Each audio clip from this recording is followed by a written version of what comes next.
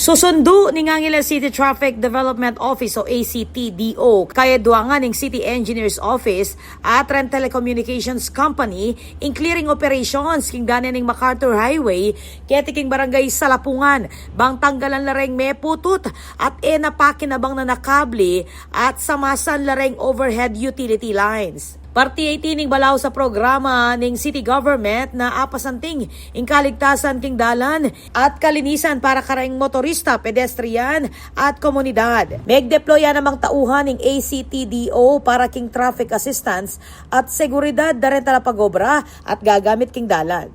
King pamanimunan ng Mayor Carmelo John Lazatin II, balaw sing pamakipag-ugnayan ng city government ng Angeles, kareng ahensya at pribadong sektor bang pakibatan ring issue king infrastruktura at apasiknangan ing kaligtasan ng publiko. Ako po, Patricia Mamangon para king News Force Pampanga. Balitang tutuking balen, susuyo.